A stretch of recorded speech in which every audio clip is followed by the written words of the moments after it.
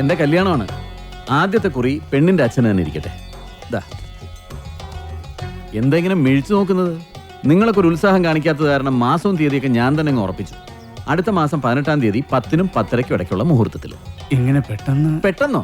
ഇനി ഒരു മാസമല്ലേ കിടക്കുന്നത്. സ്ത്രീധനമായിട്ട് പൊന്നോ പണമോ ഒന്നും ചോദിച്ചിട്ടില്ല. കല്യാണ ചെലവ് പോലും ഞാനാണ് വഹിക്കുന്നത്. പിന്നെന്താ? എന്തൊക്കെയായാലും ശരി, അങ്ങനെ ഭീഷണിപ്പെടുത്തി കാര്യങ്ങൾ നടത്താന്ന് വിചാരിക്കണ്ട. അളിയൻ ആള് കൊള്ളാമല്ലോ. കാശ് കടം വാങ്ങുമ്പോ ഈ നിൽക്കുന്ന നിന്റെ അച്ഛൻ പണ്ട് എനിക്കൊരു വാക്ക് തന്നിരുന്നു. ഇപ്പൊ നിന്റെ പെങ്ങള് വലിയ ഡോക്ടറായപ്പോ അത് മാറ്റി പറഞ്ഞോണ്ടല്ലോ. ഇവിടെ ഉണ്ടായിരുന്നോ? നീ വിചാരിക്കുന്നുണ്ടാവും നിന്റെ സൗന്ദര്യം കണ്ട് മതിമയങ്ങി ഞാനങ്ങ് കല്യാണത്തിന് ഒരുങ്ങാണെന്ന്. അതൊന്നും അല്ലടി. ഇപ്പൊ ഇതെന്റെ ഒരു വാശിയാ, നിന്റെ മറ്റവനോട് ജയിക്കാനുള്ള വാശി. കൊള്ളാം. തന്നെ പോലെ ഒരു ക്രിമിനലിനെ വിവാഹം കഴിക്കുന്നതിനേക്കാൾ നല്ലത് ആത്മഹത്യ ചെയ്യുന്നതാ. ആ കർണാടകക്കാരന്റെ ബലത്തിൽ കിടന്ന് നെകളിച്ചോണ്ടല്ലോ നിന്റെ കഴുത്തിനരിഞ്ഞോളയും. അയ്യോ, അവനൊന്നും ചെയ്യല്ലേ. എന്റെ നേരെ കൈവൊക്കെ.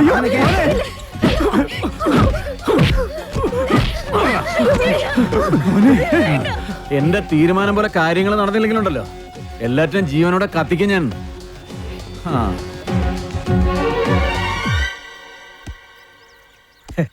എന്താലേ അവനാ ശുഷ്കാന്തി കണ്ട പോലെയാ.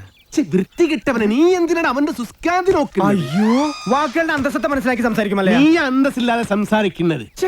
മല്ല ഇനി മലയാളം പഠിക്കാതെ ഞാൻ മുന്നിൽ വരില്ല. പോകല്ലോ നാച്ചിക്കയിൽ തോനെ. ഡാക്ടറിന്റെ ഇങ്ങോട്ട് നാട്ടുകാര് പറയുന്ന കഥകളെല്ലാം അറിയുന്നുണ്ടോ? അതിനൊരു ക്ഷമ പറയാൻ കൂടിയാ ഞാൻ വന്നത്. നാഗേന്ദ്രന്റെ കല്യാണം ഒഴിഞ്ഞു പോകാൻ വേണ്ടി എന്റെ ചേട്ടൻ തന്നെ അങ്ങനെ ഒരു കഥ ഉണ്ടാക്കി പറഞ്ഞത്. അത് മല്ലയ്ക്ക് ഒരുപാട് ബുദ്ധിമുട്ടുണ്ടാക്കിയെന്നറിയാം.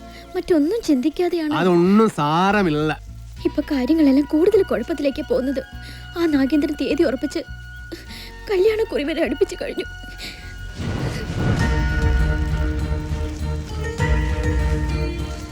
അപ്പൊ നാട്ടുകാര് പറയുന്നതിൽ കാര്യമുണ്ട്. കണ്ടില്ലേ?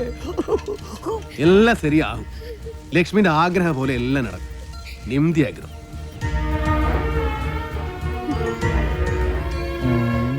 കാഴ്ച കാണാൻ നിൽക്കാതെ വരുന്നുണ്ടോ താൻ? ഞാൻ ഈ കാഴ്ചയിലുള്ള ഭ്രമരമാണ് ശ്രദ്ധിച്ചത്. ഇങ്ങനെയൊക്കെയാണ് തന്മാത്രകൾ ഉണ്ടാവുന്നത്. പളങ്ക് കൊള്ളാല. ഞാനിങ്ങനെ നിന്റെ കൂടെ എപ്പോഴും നടക്കുന്നത് കൊണ്ട് നാട്ടുകാര് ചില പരദൂഷണങ്ങളൊക്കെ പറയുന്നുണ്ട്. സൂക്ഷിക്കണം. എന്താ?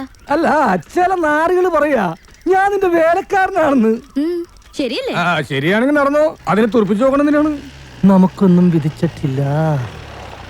കേറിക്കോ. വേണ്ട, ഇതിനു മുൻപ് നടന്നു തന്നെ പോയിക്കൊണ്ടിരുന്ന് എല്ലാം പഴയതുപോലെ തന്നെ ആയിക്കോളാം. മകരെ, ഗൗരിക്ക് എന്താ ഒരു പിണക്കം? ഗൗരിക്ക് മാത്രമല്ല, എനിക്ക് മല്ലയോട് പിണക്കുക. നമ്മൾ തമ്മിൽ ഇത്ര അടുപ്പായിട്ടും ആ ഡോക്ടർ പെണ്ണായിട്ടുള്ള ഡിംഗോളിഫിക്കേഷൻ മല്ല എന്നോട് പറഞ്ഞില്ലല്ലോ. പറഞ്ഞിരുന്നെങ്കിൽ എന്ത് ബ്രോക്കർ പണിയും ഞാൻ ചെയ്യാറുന്നില്ലേ. കാറ്റാപ്പിള്ളിയോട് പോകാൻ പറ.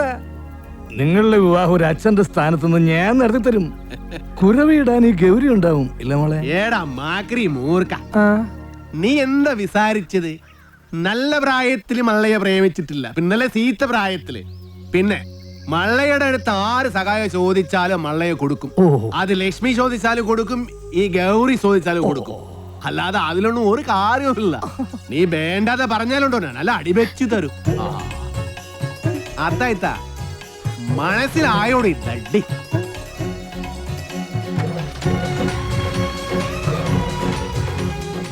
നല്ല ഗൗരി, ഞാനൊരു കാര്യം ചോദിച്ചാ സത്യം പറയൂ.